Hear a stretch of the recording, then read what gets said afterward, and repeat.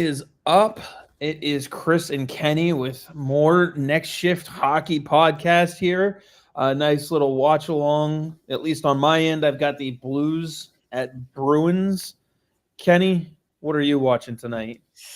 I got the Islanders game on, of course. Want to see how my guy Travis Mitchell does. He was recently called up, and Mark Gackham as well. So two guys, unfortunately, not watching as much Bruins these days. It feels like the Islanders and Bruins are playing on the same night every night. It's crazy. There's a lot of Thursday, Tuesday games this year for Yeah, Boston, and it seems like for New York as well. A lot of teams actually.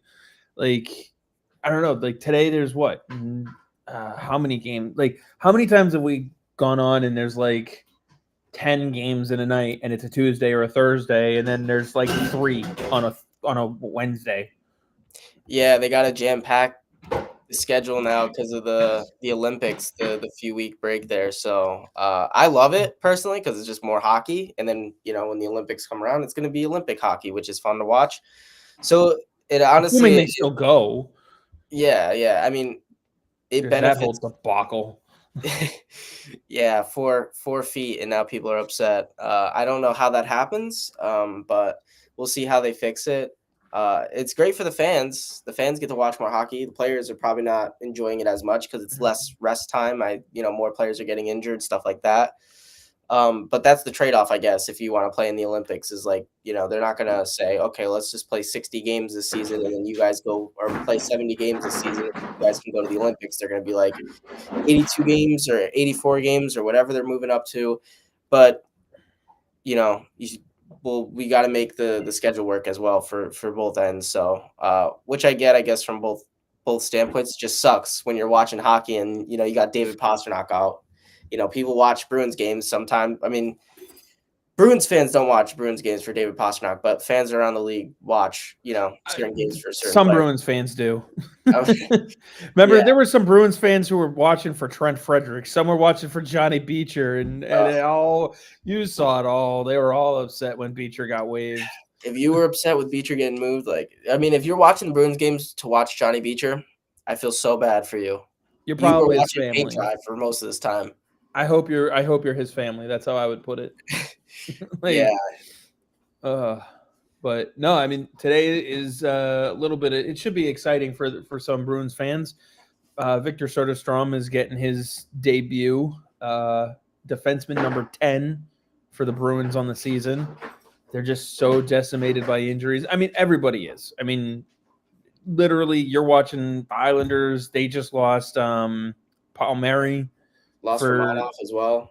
For the season. Romanov, he's out, 6 months after that hit from... Yeah, 6 to 8 months, so... That hit from Mikko Rantanen. Yeah. Speaking of Rantanen, the Stars, they just lost Tyler Seguin, probably for the season. Like, every team is going through the injuries. It's almost humorous at this point as to how many injuries the league is having. Well, I'll also say it's humorous how the injuries are happening. If I hear another guy gets injured at a barbecue or gets injured at a team dinner, I'm like, how does this keep happening? It's happened like 10 times already.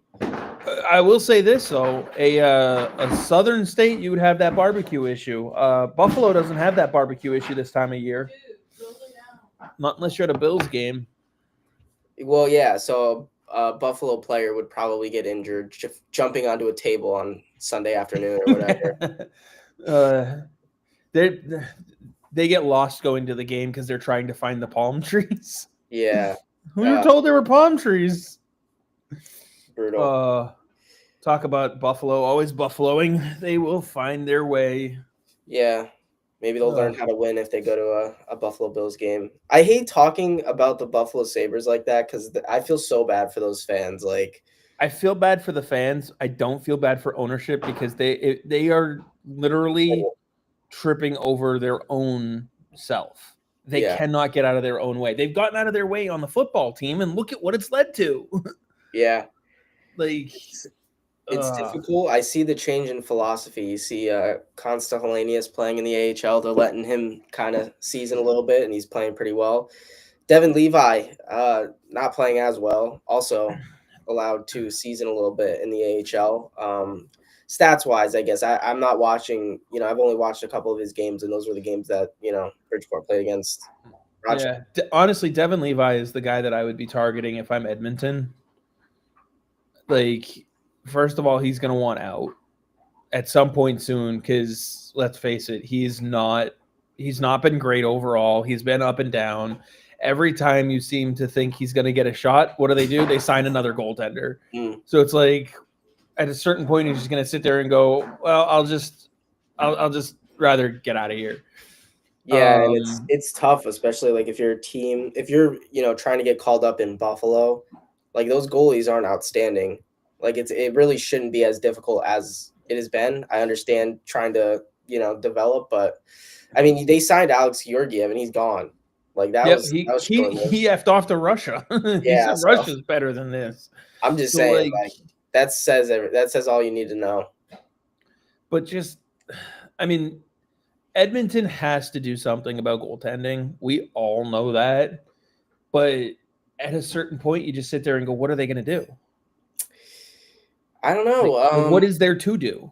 Let's see here. Looking at Watch, this is like what, the third year now that we've said this? They got to do something. They got to do something. And then I guess they don't have to do something. They haven't done anything for 4 years, 3 years. But I know. I feel like that's a conversation that I've had a lot over the past like 3 years. Oh, Edmonton and goaltending. Oh, they got to go do something, and we're still in the same spot for some reason. Like still thinking the same thing, still saying the same thing, still the same tandem. It's like I don't know what to say. But I would sit there and say, like, what do you expect them to do? I mean, think about the goaltenders that have signed in new places, the ones that have been traded. Like, there are so many of them. Like Markstrom, for instance, he went from Calgary to New Jersey. There was no chance they were getting Markstrom from Calgary. He was traded and then extended. So they had no shot at Markstrom. Like, that's just not a trade that was going to happen. Name other goaltenders. I know Korpisalo was moved in the Linus Ullmark trade, and they could have made a play for either Korpisalo or for Linus Ullmark at that time, but there was no real fit for a deal with either Ottawa or Boston. This is now, like we said, what, 3-4 years? At the time, it would have been wise to probably make a move for a younger goalie, to have somebody who is, decent in the system, have somebody coming up, because right now the Oilers don't have that. Connor Ingram is playing in Bakersfield, and he's not even playing well. That would have been the time to go get like a Yaroslav Askarov. That would have been a nice deal. That would have worked out great. I mean, at some point you got to, like, I don't know if there's a perfect, scenario, but you mentioned Ingram. He's 28. Well, I'm just saying, he would have been 25 at the time. You have something that isn't working, right? So you have to, and if things aren't, getting presented to you, you need to be creative, and you got to try to think outside the box, because what's the worst case scenario? You take a risk and then you don't win the Stanley Cup again. You just can't keep running with the same team that isn't winning. You can't run with the same tandem that continues to be a problem. Like, you have to try to, be creative, take a chance on a guy like Brandon Bussey, maybe take a chance on a guy like Michael DiPietro, maybe. Like, I'm not saying it's perfect, and I'm not saying it's going to work, but I'm saying, like, you can't expect the tandem that you have to have a chance to win a Stanley Cup if you've done it the last 2 years, and that's the part that keeps breaking down in the playoffs. So difficult, but I mean, Bussey is one that you could have made it a case for them to take a flyer on, because it was just a waiver claim. Exactly. Like, Edmonton is in a position right now where, when you're not sure what the heck to do, you just got to try something. So at that point, like, carry 3 goaltenders and see if someone like Brandon Bussey, who's on the waiver wire, can give you anything. If he can't, you give him 3-4 starts to start off the season, or at the beginning of the season. So now you're 12 games in. Each of the 3 have 4 games started, and you're like, okay, what do we have here? Who are we dropping based on the first 4 games? I know it doesn't sound like much, but it's based on where they're at. You don't need stellar goaltending. You can get average. I mean, Colorado's the perfect example. If you really look at what Wedgwood is doing for him and what Blackwood is doing for him, they're just average goaltenders. they're not screwing it up is what they're doing. Exactly. And that's all you need for a team that's that talented. And the Oilers are a talented team. I mean, look at they made it 2 back-to-back Stanley Cups, Stanley Cup Finals. Just even with the poor goaltending, like you don't need a guy to be incredible. You just need a guy that can play and a guy that can eat starts and play well and all that. I mean, there's been a good amount of goalies. I mean, we saw it last year with Colton Ellis. Like he was on waivers. He got picked up by Buffalo. I mean, Yeah. actually, I don't know how that would. If Buffalo was going to pick him up, then I don't think Edmonton would have been able to. But that's it's just Well, he's Caden, playing well for Buffalo right now. yeah, he is, and he's been their best goaltender. It wasn't a shock because we watched him last year dominate in the playoffs. Like he was incredible last season in the AHL for Springfield. Obviously, we got to see a lot of him play against Providence. I mean, Brandon Bussey sent down, could have picked him up. DiPietro was sent down, could have picked him up. And you know me, I'm not sitting here saying DiPietro is NHL ready or anything like that. He still gets beat a lot. It's just you didn't try something. even try. Yeah. It's the old adage that's, Steve Dangle screaming at the Toronto Maple Leafs, do something. It's the same thing. It's the same concept. What you're doing isn't working, so do something different. No one and like I said, what's the worst case scenario? You don't win the Stanley Cup. Like you're already not winning the Stanley Cup. Exactly. And how many fans would have been pissed if they were like, oh my God, they claimed Brandon Bussey off the waiver wire. Now, he didn't get there. Maybe they did put a claim in on Bussey and he didn't fall to them because Carolina got him first. Or not Carolina. Carolina got him first. But I don't know. There was every time they're asked about it, they're even saying our goaltending is fine. Like, it's got to be the most frustrating thing possible if you're an Edmonton Oilers fan to hear them sit there and say, no, we're good. Yeah, I mean, Ville Husso also, on waivers, could have picked him up. I mean, there were so many good goaltenders that made it through waivers that you could have put a claim in and you could have gotten, and you could have just tried out. You could have tried out a few goalies at this point, and then maybe you could have had a Brandon Bussey. Or not even just try it out, but like just by claiming someone, by making a move, you might light enough of a fire under Stuart Skinner's ass to make him realize that his job could be at stake and he's got to do something. He's got to find that gear because he has had really good games before. Like he's capable of being an elite player. He's done it. We've seen those games from him where he's flat out stolen a 1-0 game, Yeah, and I mean, you could also say that you tried. Like right, exactly. You could say I tried. Like we were going there. There wasn't something that was working, and we tried to do something else, and it didn't work. But you can't sit here for a third straight season, make it to the Cup Finals, have goaltending struggle, and be like, "Well, try again next season." The window, it's tough to say that it's closing, but you making the Stanley Cup every year and you had 2 opportunities to win, and you just couldn't do it. And goaltending was the problem. Like if I was seeing that and I'm in that window, well, it wasn't the first time. The first time it wasn't because he got him all the way to Game 7, and it was a 1-goal game, all the way down to the end. So you can't. I don't even remember what the final was. I think it was 3-2 or something like that in that Game 7, the first final between Edmonton and Florida. Like, you really can't ask much more from any goaltender, let alone from Stuart Skinner. The thing is Skinner's good enough to get you there. He's proven that. It's just you need someone who can give you a little extra. Oh, come on. Tucker just goes into the net, knocks it off. The Bruins completely have possession in the zone, and they call it dead, even though it isn't like the net's not in the way of the play. Like, remember that goal in Nashville? Which one? Oh, Bruins? No, the overtime game winner between Nashville and I forget who it was, where the goal got knocked off the post. No, I don't remember.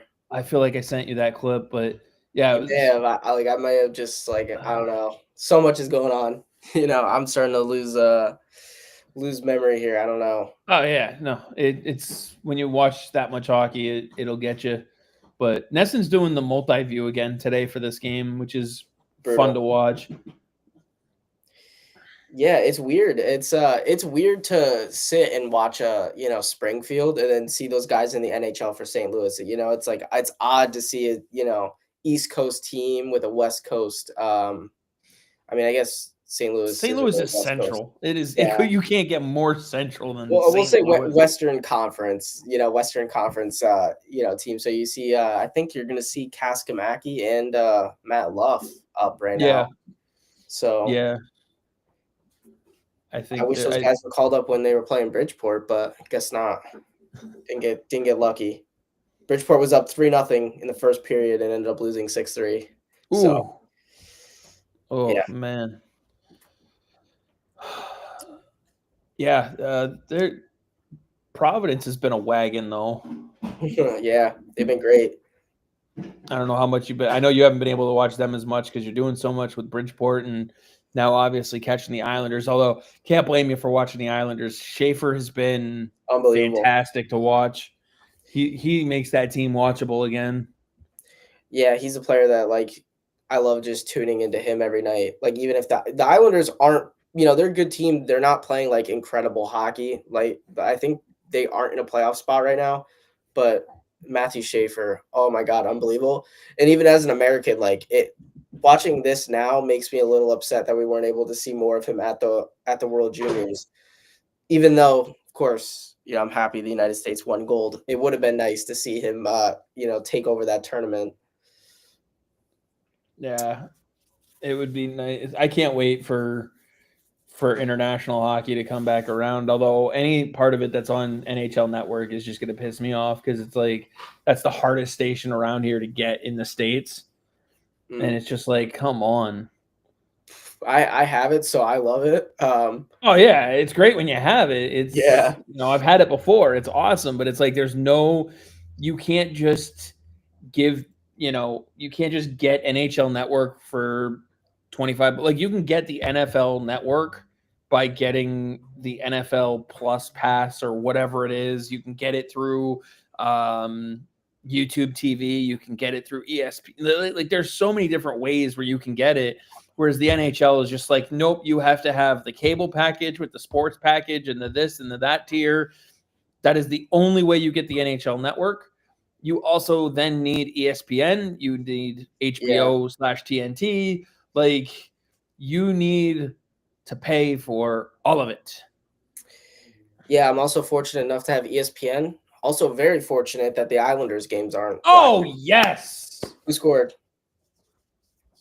that would be. It looks like it was Steve's on a Oh, nice wide open net. another kick Yes, to it the was balls of the Steve's. Toronto Maple Leafs. I love it. Those guys are probably pissed right now watching Fraser Minton and Alex Steves just dominate. Hope Yeah, they're well, enjoying Vinny Lettieri though. Steve's is on the line with Lindholm and Geeky. I'm trying to see. So Steve's got a nice cross ice pass and then followed it up to the net. Oh, this is a beauty. Yeah, it was Geeky with the assist. Steve's had a wide open net and burnt Bennington. Oh, that's fantastic. Bennington had no shot. Let me be clear. He had no chance with Steve's back door. But at the same time, you've seen Bennington make that as a save before. And so, like, he's capable of it. Certain guys are capable of it. I don't think he saw Steve's back door at all. Kyle McLean for the Islanders just scored too. So crazy back to back. I don't know what this is going to be called though. A lot of players in the crease. What a goal for the fourth line for the Islanders. Brock Nelson and Devon Tays return. I don't know if this is Brock Nelson's. I think it is because they're doing a video tribute. But yeah, Brock Nelson Probably his returned to first the game Island. back. Yeah, they're trying to see if they should challenge us or not. Oh, I saw an image earlier on Twitter from a game. I think it was the Buffalo game the other day. Someone put up two side by side images, and they were complaining because one was called goaltender interference, the other one wasn't. Yeah.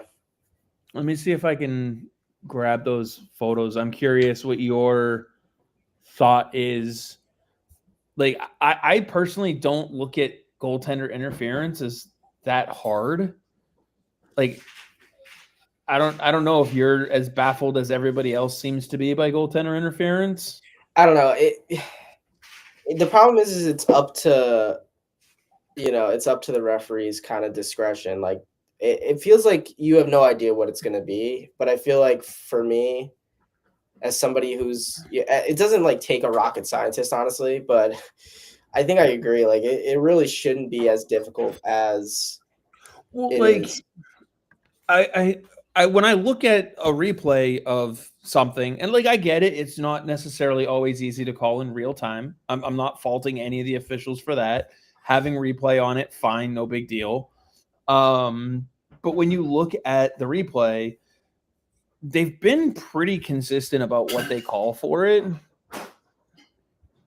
Let me just see if I can, pull these up here. It's a little difficult, but I would say, right, if the puck's in the crease, then it's kind of I mean, I'm not gonna say fair game, but if it's loose, like whatever. And if it's about, guys getting pushed into the net as well, like, there is some things that you can kind of, nitpick and go through, but I don't know. I'm interested to see what they call this goal, because there was a lot of sticks, a lot of pushing in the net here. So I'd have to pull it up. It's also funny when people complain about it trying to use one screenshot. Yeah, like that Because it's tells like you anything. don't really know what preceded it. But like, so this one here is the one that, given the fact that it was a Buffalo Sabres account that was complaining that one was called and one wasn't, I presume this is the one that was called goaltender interference. Okay, well, this one I would, if just from looking at the picture, I would say this isn't goaltender interference, since he's not in the crease at all. You see none of his body is in the crease. Right. Anderson's feet But are the puck, outside the crease. so what I'm seeing here too though is the puck isn't in the frame. So noting that, I don't know if it's been shot yet or not. And you can tell based on how Anderson is facing, the puck is coming in from the top end, from Benson towards Anderson. And so my guess is the movement of Benson brings him into the crease into Anderson. Right? And so Again, because like, I can't assume. I haven't seen the clip, and I this haven't is just either. one picture. I haven't Right? either. It's But like what I showing highlights and just, taking a screenshot of the puck in the back of the net. Like, I have literally no idea who scored. I have no idea what's happening. I have no idea how the goal went in. Like, this is a very poor way of trying to show make your point. goaltender interference. Yes. So my biggest takeaway from this though is Benson's contact with Anderson is self-inflicted. If that makes sense. Benson touches Anderson completely on his own. Yeah. Whereas this one here, Tippett is being pushed by, I believe it was Samuelson, into this would be Colton Ellis was in net Yeah. this game. So in this one, which likely wasn't called, how can you call Tippett when he's the one being pushed by the defenseman? Well, now you also get into, did he make an effort to avoid the contact? Which, first off, Sometimes the effort to avoid the contact makes the contact worse. exactly. It's so tough, right? If you're getting pushed in, I don't care if you, like, obviously you can't just like throw yourself into the goalie, right? But if you're getting hit, like, and you get into the goalie and they end up scoring, like, that's obviously not, there, you got to be reasonable. But the first one, I still, like, if that was the clip and the shot went in and that's where everything was, like, if you could see the puck, I would say that that's also not goalie interference because he's not in the crease. You can make contact with the goalie Yes. outside the crease, right? Yes. I feel like this saying that Benson contacted Anderson would be the wrong. I would say Anderson contacted Benson on that play since he's the one. I mean, Benson's has 100%. He's able to stand there. He's able to. He's not in the crease. Absolutely. So Absolutely. I would say that one is not goalie interference. I guess if that was goalie interference, I would agree. Just by Again, the picture, just based on the picture, though. just based on the picture, have not seen the clip. And then the second one, very simple, got pushed in. Like obviously, But that's what I mean. If you're going to sit there and be- complain one got called and one didn't, like it's logical to sit there and say, okay, well, he didn't get called for it because he was pushed in. He didn't get pushed in, and now, like you said, the contact, whether it was at the beginning of the crease or outside the crease as the play is the shots being taken in the beginning, or is the contact that they're talking about maybe the right leg gets kicked back a little bit, kicks the pad, that would be goaltender interference because he made that contact completely on his own volition. There's no defender preventing him from getting out of Anderson's way. Yeah. Also, it's a little bit weird. Like even if Buffalo was 100% even if this fan was 100% in the right on that first clip, it doesn't make the second clip any less goalie interference. Like I don't know what that was trying to prove. That's still goalie interference any way you shape it up by the looks of it. So you can't be like, I can't believe this one was called and this one wasn't. Right. One of them very clearly was not. Yeah, and that one was goaltender interference. So I don't know what that has to do with anything, but difficult when I'm just looking at a picture, but feels like I'm in an NHL ref, quiz or whatever they do. I know, right?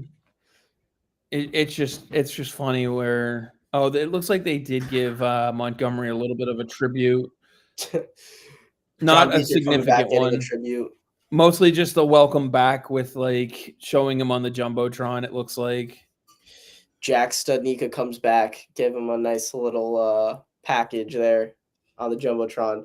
Maybe in Providence. Yeah, I don't know. I don't know what highlights he'd put in John Beecher's return. That might be the quickest. They're all just him skating across the screen. Yeah. And winning face-offs because, he's elite at that. He blocked shots on the penalty kill. There you go. That's it. That'll be block shots on the PK. I mean, you got to put at least one shot missing the net. Yeah. Well, so they wouldn't do it during the TV timeout. They just do it in like a regular stoppage, the 10-second clip anyways, Right. Glove save and John Beecher with his tribute here. Wow. Won that face off pretty nice, I will say that those upset by Beecher getting waived have been significantly quieter in the last few weeks. Yeah, because he has one secondary assist in like 8 games with Calgary. Like, I haven't even checked how he's done in Calgary anymore. That's a good question. How is he doing? I mean, he's got a good handful of games now with Calgary. 7. He's already played more games with Calgary than he played in Boston. He has as many points. He has 1 assist. At least his point in Boston was a goal. Yeah. He's playing less ice time. He is playing 10:09 instead of 10:24. Wow. What a step up. He is 36% on the dot. He has won 9 and lost 16 faceoffs. And he is a -4 player for them. So basically in Boston. Yeah, basically what he's doing in Boston, or basically what he was doing in Boston, he's doing in Calgary. Nice. 3 giveaways, 1 takeaway, 5 hits, and 7 blocks. So I guess the question becomes if Calgary decides to waive him, if you're Boston, you put a claim and hope he can go to Providence? Yeah, I don't know. I don't know what the game plan is.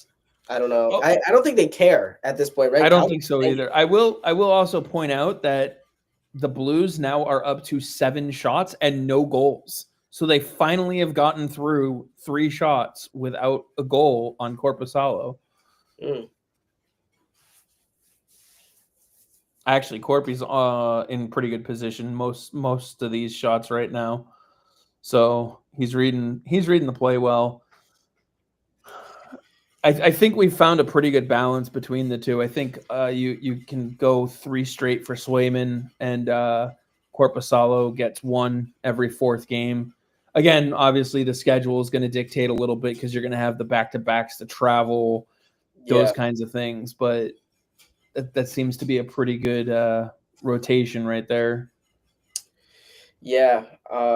Bridgeport has a new goalie who's just called up. Well, I mean, not Oh, Bruins just scored again. who scored. Geeky. Shocking. I know, right? Who would have He gets thought? the apple on Steve's, and then he gets his own. Right in the middle, right. They're looking at it on the bench though. He was left wide open to flex off Binnington's shoulder and right in. If Jordan Binnington. I'm Montgomery, I'm watching that replay, wondering if I should pull Binnington again, because that's one Binnington should have had. And you know me, I try to give goaltenders the benefit of the doubt. Yeah, who was I wasn't Binnington the other night that got pulled after 2 goals, or was it Yep. 3 goals? He gave up. He was off though. If you watch the goals he gave up, like, just like Swayman the other night for Boston, I know the first goal he had no shot at saving because it was literally a triple screen in front of him, like 2 guys, basically a pyramid in front of him, 2 guys and then 1 guy further out. But he was beat short side, which doesn't normally happen when there's this much space short side, 3-4 inches for him. He doesn't normally leave that much space. Yeah, I'm gonna say just the obvious. Like it's so difficult to be an NHL goalie, right? Even your off nights, like you're even being slightly off results in an off night. I thought that, I don't know, the second goal where he gave it up, was it blocker side, Binnington? I thought that was a beautiful play by the forward. He opened up, right? He took the shot. He was looking high glove, puts it low blocker. Like, it was just a nice shot. Like, I don't know what else. Like, it's obviously a difficult one to give up if you're a goalie, right? You're Yeah, gonna have but when you're a to, goaltender who's a national goaltender, you're a potential Olympian, you're a Stanley Cup champion, like there are certain shots like that you just need to have more often than not. yeah. I mean, like I said, I think players are so good nowadays with being deceptive. Like, even youth players nowadays, you see players taking that Connor Bedard type shot where they're curling it in a foot, and now the goalies aren't set properly to the shot, and they're taking shots short side, and the goalie isn't even square, right? Because the goalie Yeah. sets up to the shot, and you're holding it on the outside, and you curl it in, and you take a shot, and now it's a whole foot. Right? It leaves a whole lot. So I'm a righty. So when I drag, I'm shooting it low blocker. Goalie's already a foot off from where the puck is because I'm releasing it so close to my body. It was kind of one of those where the person taking the shot was showing high glove. Binnington goes down, obviously looking like, yeah, I don't know what the goaltending positions are, but he was down, with his glove covering, top corner, and then fires it low blocker. It's Yeah, one but of those that's on the goaltender for committing to the shot too soon. like I said, I don't know what the position was. It's not that, but the player was showing that. The player was showing high glove shot, and then he threw it low blocker, and that's just how quick it goes. I really don't know, right? We would have to look at the clip, but I just thought it was, I looked at that and I was like, yep, that's why it's so difficult, because that was a great shot and it was a great play by the forward, and it was executed perfectly, and Binnington a little slow to pick it up, and it results in a goal, and it results in him getting pulled.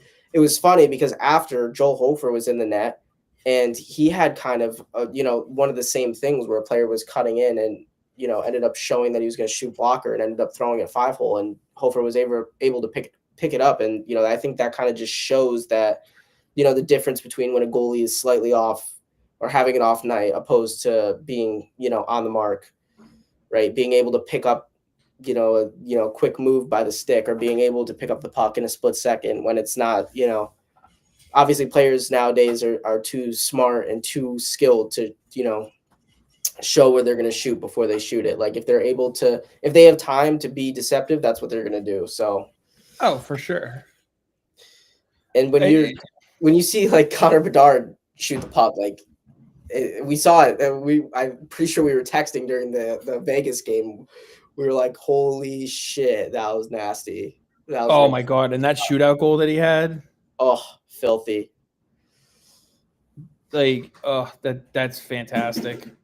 I was half asleep, and I literally like jolted up watching that. I was like, "Oh my god, that did not just happen." It was like, I don't know, what was it, 12:30, 1 o'clock? Something like that, yeah. It And was I late. really hate to say it, but hockey wise, Carter Hart looked real good as the game went on.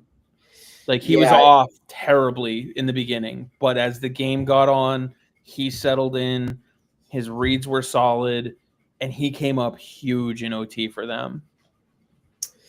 yeah. I mean, I think we texted during it. I was like, I'm so glad that goal counted because Carter Hart did not deserve to have that one back, throwing it right into the defender or throwing it right Yeah, into the forechecker, and then that goes in. You do not deserve to get a break on that one.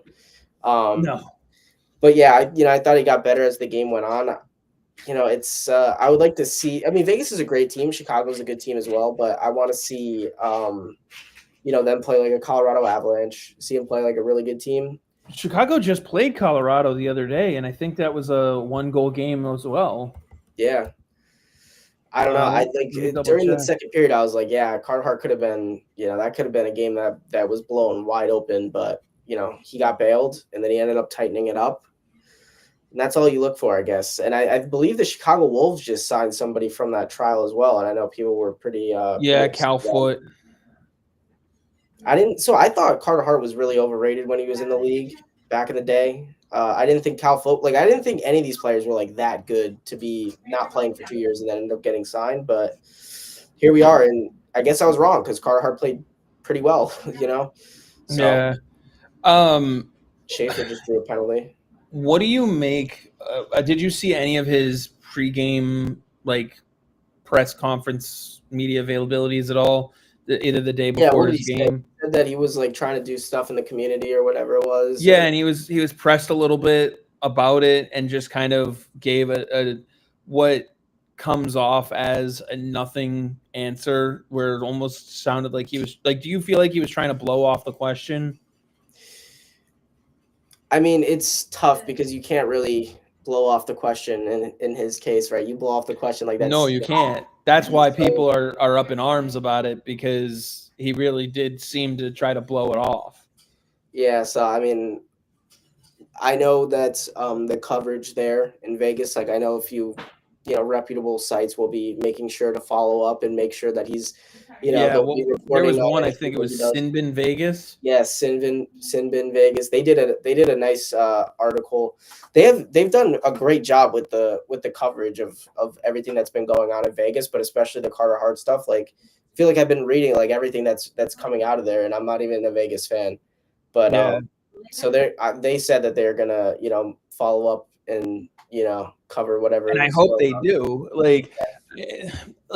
I'm just seeing all the outrage where it's like, oh, that means he hasn't done anything, and this, that, and the other thing, and it's like, I understand that thought, and maybe he hasn't done anything yet. He just signed his contract a few weeks ago. He's been working on getting into game shape, and it's not an excuse to say he hasn't done, or he shouldn't be doing more. But he's been worried essentially about making the team and getting to this point. Now that he's on the ice, he's back in a regular routine now of practices, games, morning skates, and so on and so forth. Now he can really buckle down and do the shit that he needs to do. And now's the time where you can start holding his feet to the fire.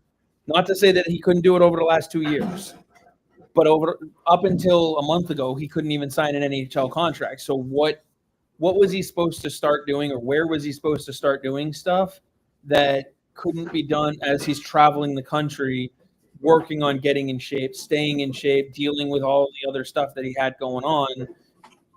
Like, he has an opportunity. Let him blow it before you crucify him for blowing it. That's my point.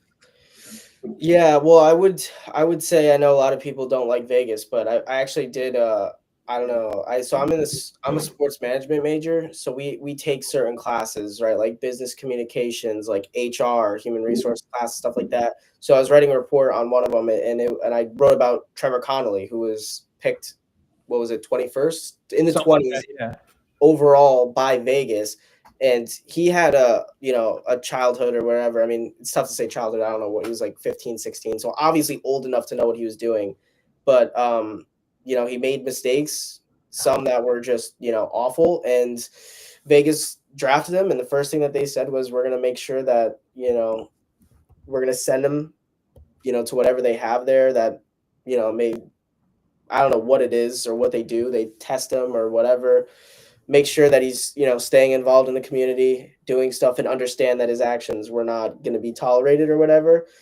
And look at him now. I mean, Trevor Connolly, like coaching teams, he's done so much good in the hockey community. And again, that this isn't my place to be like, oh, he's done enough. But, it's nice to see that he's attempting to do stuff. He's doing stuff with the community. He's coaching teams, right? He's doing fundraisers. Like, it's just nice to see. At Carter Hart and Trevor Connolly's situations, vastly different. I'm not comparing the two at all, but right. I don't know what to really say about Carter Hart's yet because he hasn't done anything. But and I think there would be a lot different opinion overall for any of them if any of them actually came out and didn't avoid it. Like, I think that's their biggest thing right now is how they're actively avoiding it, trying to act like nothing happened and just trying to move on. And it's like you can't do that if you have any expectation to be treated a certain way. And obviously we don't know what he has done or said in the locker room to Yeah, make I'm his so teammates curious. feel better about it. I'm so curious to see what his teammates think. Obviously, during the season, you're never gonna get a straight answer. Nobody's gonna come out and be like, "Yeah, we don't fucking want this kid," or like, they're gonna obviously stand by their teammate. But I'm Well, curious to that's see how not true people. because Boston did that with Mitch Miller. Okay, well, Mitchell Miller was not in the locker room. Like, he was not a guy. He was a prospect that was, he was, and the team was uncomfortable with it. And I give them credit for, speaking up. But it's a little bit more difficult when the guy's, standing in front of you. Well, that's the other thing too. Is like, how would it have been handled if management hadn't cut him loose when they did? Like, because that signing I think was done on a Friday, and he was cut by Saturday. They made a very quick decision.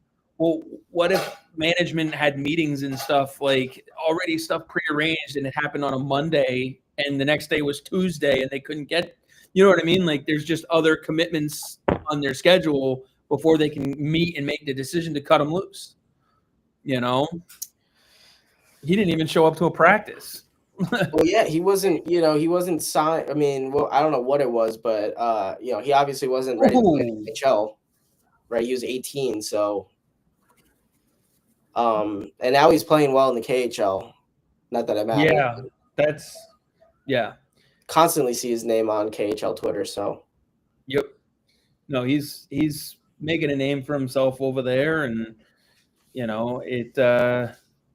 I think the biggest thing for public opinion is the acknowledgement of wrongdoing.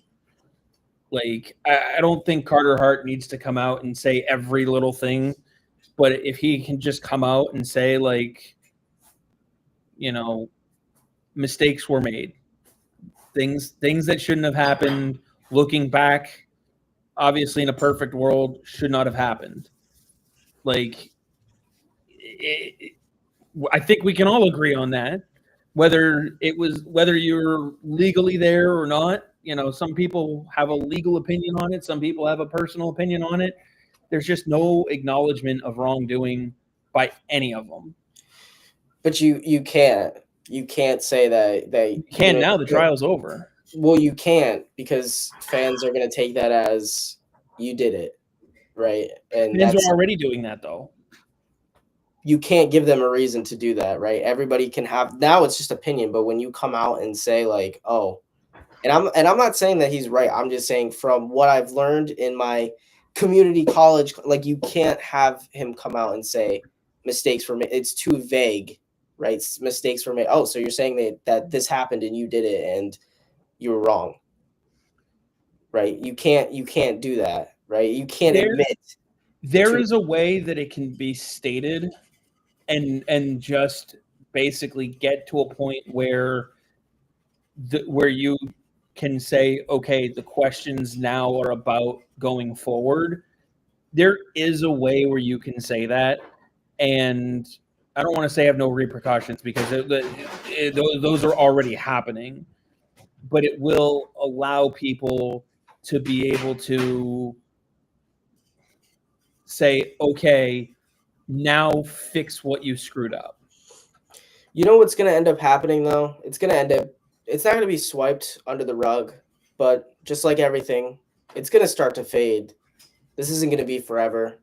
So there really is no, you're going to talk about it, and it's just going to add more fuel to fire. I'm just like Not I as said, Vegas has anything to do with it. Listen, I'm just saying, if Trevor Connolly was drafted, fans were pissed, right? And then you don't ever hear anybody say anything about Trevor Connolly nowadays. So I mean, it just like that's what happens, and it's unfortunate, or maybe it is fortunate. I don't know, but it's going to be kind of just, they're probably just trying to move on. They knew that the backlash was going to happen. Anytime he's in the news, stuff is going to happen. If NHL posts him as player of the week, it's going to happen. But anything involving his name, people are going to comment things, but it's going to continue to, be less and less and less. And that's just how it is. So I'm sure they're just like, we're not going to say anything. We're just going to let it run its course. And yeah, they don't care because they benefit, right? The team's going to get better. And I'm not going to say they don't care, but, to them, they have a winning goalie right now. So 1-0. At a certain point, stop stoking the fire. Exactly. Just let it kind of run its course, and that's it. So who's he with? Sean Hutchinson just sent out a tweet. Who's he with? Oh, he's a skills coach. Let's see. Definitely someone in the know. Oof. Scouts Row is filled tonight for St. Louis versus Boston. This game is being scouted by, listen to the following teams: Ottawa, San Jose, Anaheim, Nashville, New Jersey, Toronto, Islanders, Winnipeg, Florida, Detroit, Edmonton, New York Rangers, Vancouver, Pittsburgh, and Montreal. Yeah, I don't know.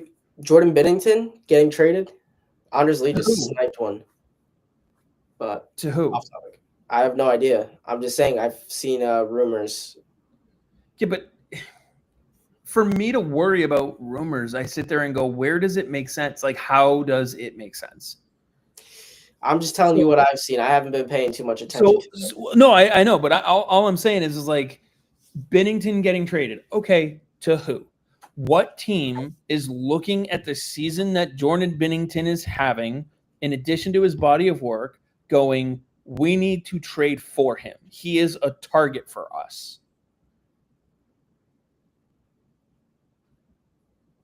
Edmonton. Okay, that's fine. I'm genuinely curious. Like, what team is looking? If you're what team, the question being, I am scouting, watching, and interested in targeting Jordan Binnington in a trade. What team am I? Edmonton is possible, sure, but like, run through the rest of the league. Is there anybody else that's looking at him going, he will upgrade our net? I have no idea. I have not thought about this. I'm just, I was just saying, I have I saw the rumors. I think Edmonton would be a team. Edmonton. I mean, I'd have to look here. Let's see. Let's see. I was gonna say, just pull up the standings even, and like, and I agree. I think Edmonton is one of the few that would be looking at a Jordan Binnington player and being like, "We're interested. Let's see what it would take to get him." Ottawa. They've got Olmark, Marilainen, and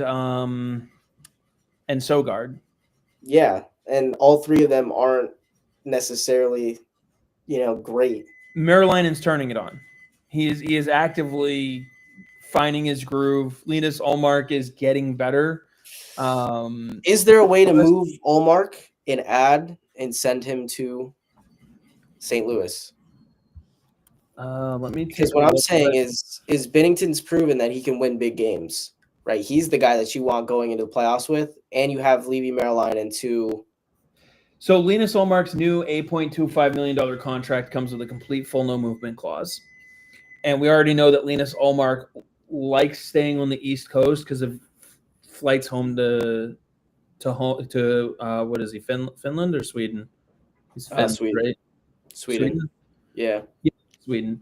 So he's not gonna move from the East Coast to necessarily to St. Louis, which is a difficult place to get in and out of from the airport already.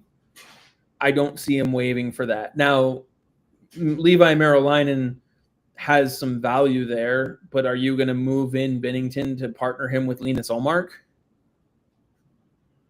I would try to move Olmark if that was possible. You never know. I would say you could always be like, hey, would you want to waive? Would you want to? Would you waive your no movement clause to go to this place where you would be able to, be the starter? In the first year of his 4-year deal, though, you're going to go to him? I mean, it's just tough, right? Like, he wasn't great in the playoffs last year. You're still in that window where you're playing well. Like, it could be something that I would check out if I was Ottawa. Let's see. It's been, let's see, he signed that deal October 2024. So it's been 14 months since you signed him to this extension. Has it, I'm genuinely asking, has it been long enough to give up on the guy that you gave a 4-year contract to in the amount of, what is the total? 8.25 by 4, $33 million. Well, I'll say my question would be, you give him up and you win a Stanley Cup. Is anybody complaining? Jordan Binnington takes you farther than anywhere than where Linus Olmark has brought you or wherever. Are fans complaining? Is anybody complaining? No one's complaining, but my point being though is you made the commitment to Linus Olmark because you genuinely believed he could get you there. Things change. Sure. But you're also missing right now the things that have changed that aren't helping you. You missed Brady Tkachuk for a month. You've missed Shabbat for a while. He is still out actively. You missed Ridley Gregg for a while. Like, you've had other injuries throughout your lineup that's not producing the most defensive friendly positioning in front of Linus either. Let's see here. Yeah, I mean, the goaltending as a whole for Ottawa hasn't been great.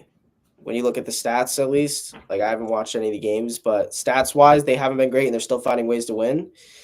So maybe. So I would sit there and I would go, and he also, I think, 305, 876. That is not Olmark's best. That's for damn sure. Binnington, on the other hand, is a 320, 878. So they are pretty damn close right now. But Linus has played 20 games to Binnington's 18. You could try to move Levi Marilainen if you wanted to. I I feel don't like know. that would I like where his game can go. I have.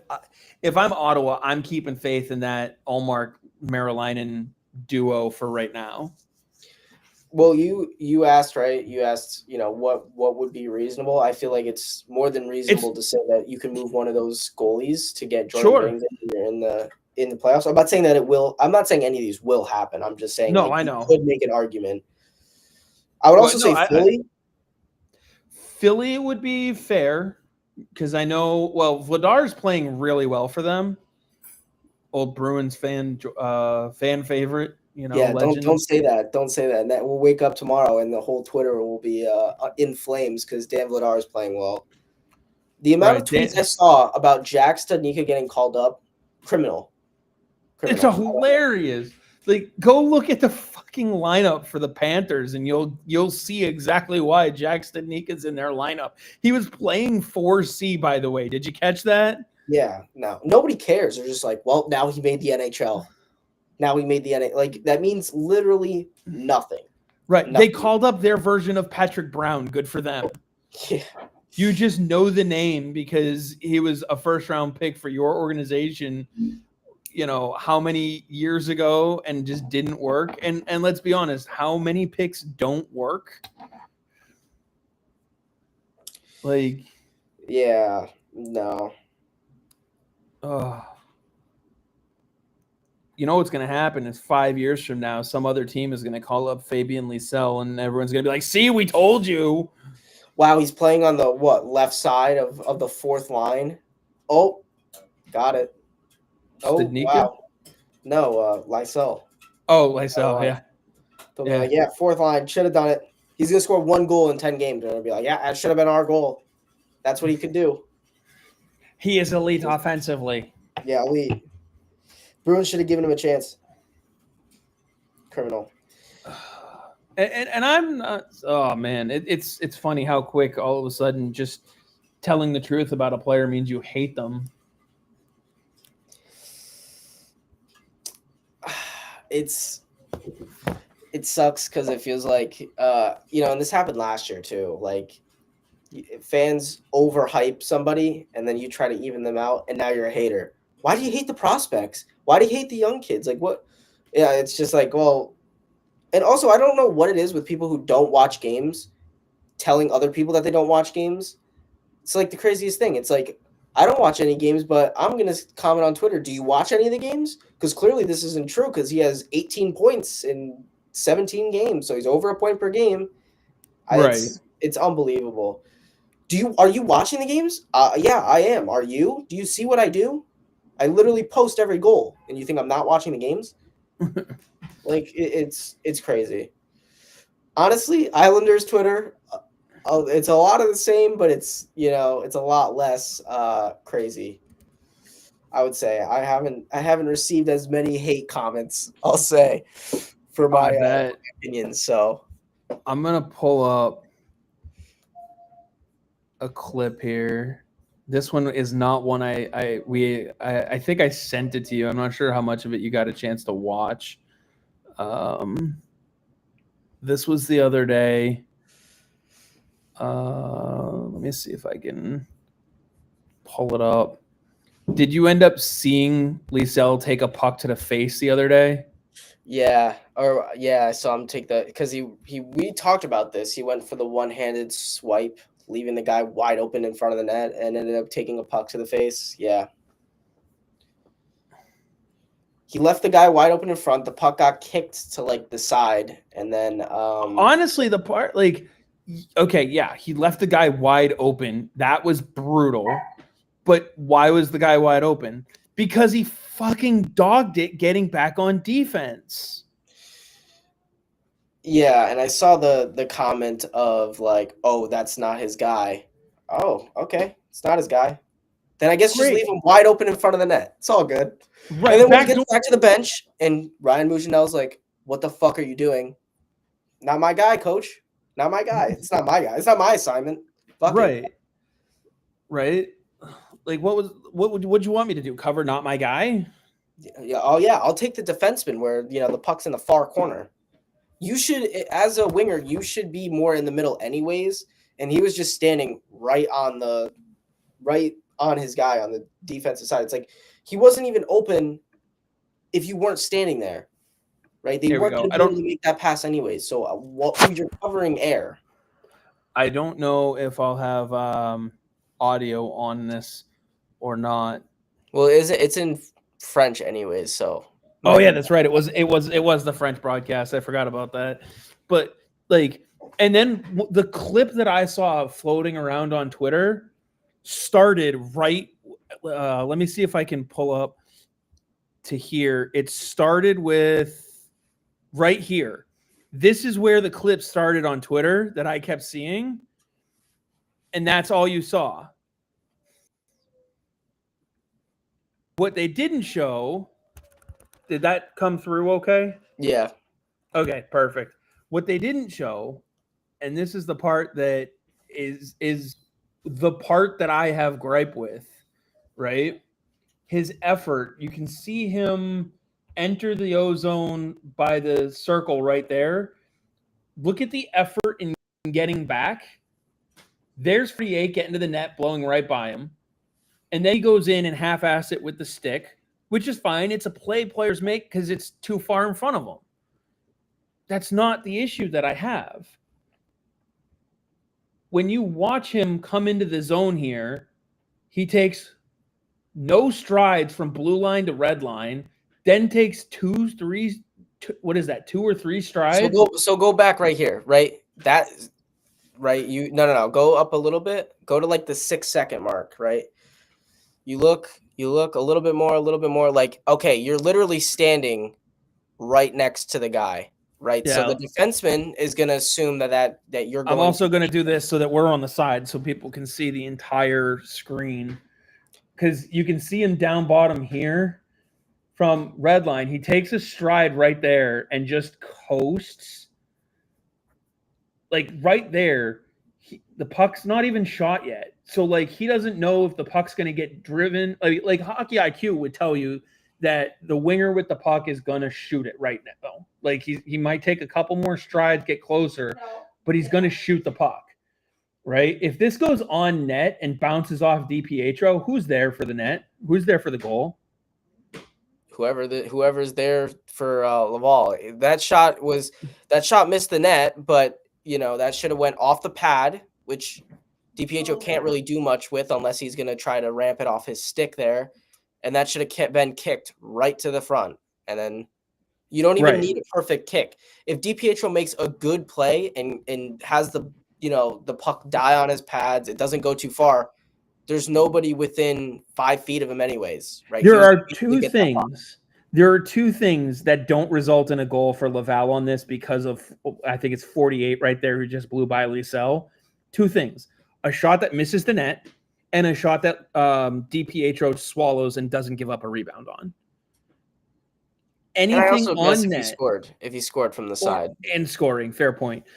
Anything on net that gets bounced in front, there's a guy crashing the net wide open. And he's not the only one letting it happen. I want to say that, what is that? Patrick Brown is getting back too. But like, if you look, Brown barely even knows the guy's there. Liesel can see him from the blue line. That's my guess, right? Is Patrick Brown, right, isn't paying attention, or maybe he makes a quick look, right, and he sees that there's a black jersey. Like I said, he doesn't know. And right here, Liesel stops right here, which is fine because the shot's already been made. He's making the read. I'm not complaining that he's stopping. By no stretch am I complaining that he's stopping. I'm complaining about, look at this. He makes the turn. He sees the pass, and then he just glides in. And the player's right in front of him. Effort. The player's right in front of him. And then, okay, the puck jumps over his stick. First of all, Fabien Liesel is, we hear it all the time, he is an elite offensive talent. He can work the play. He has all these great offensive attributes. He should be able to stick handle that puck down on his stick if he's that good. Am I wrong?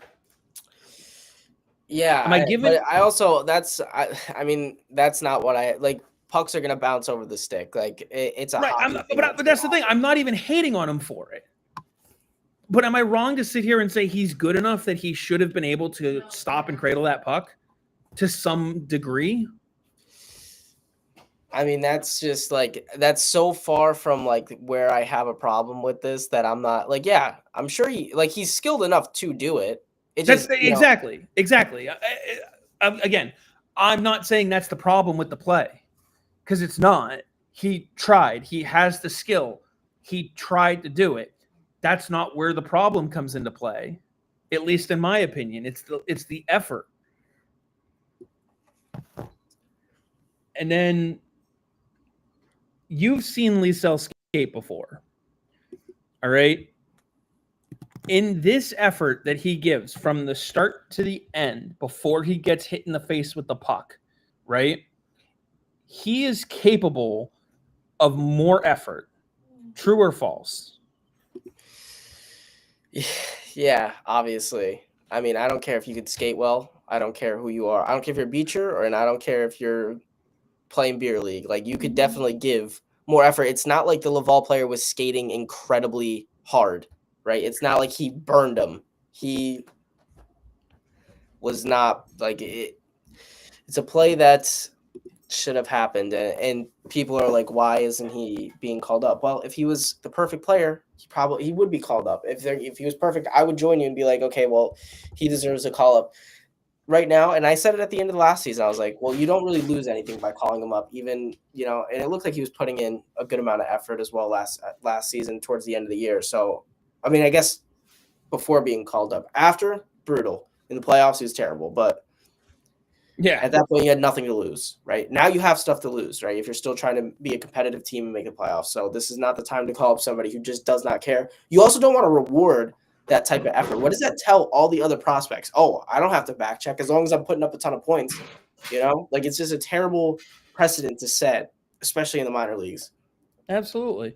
I know you've got a lot going on tonight with the Islanders game. What period are they in right now? They reached the second or the third? First intermission right now. First intermission.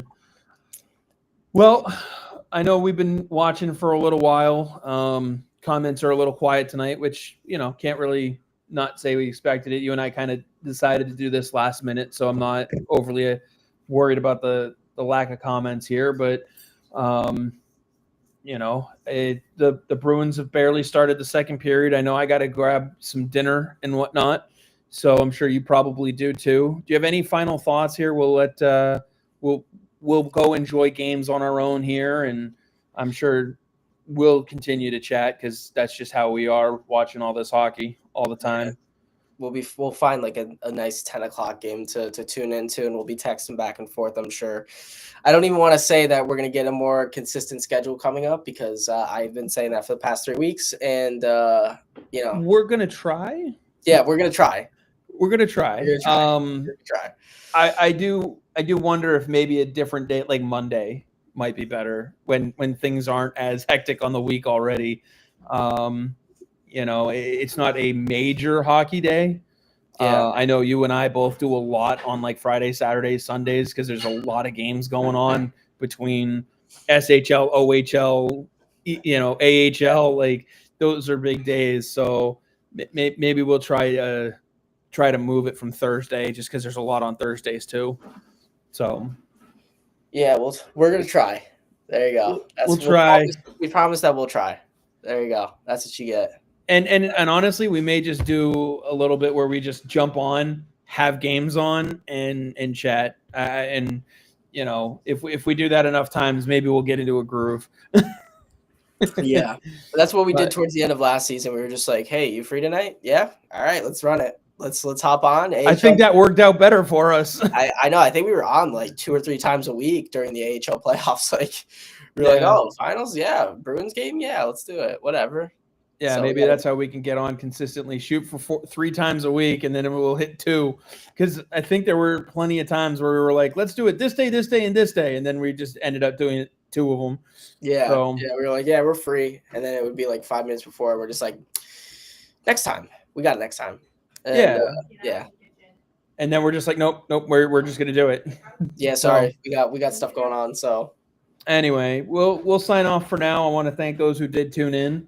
and keep an eye out. We'll be doing more. I can promise you that. It's just the frequency is TBD right now. So, any final thoughts? Go Bridgeport Islanders, go Boston Bruins. There you go. Just enjoy hockey. There you go.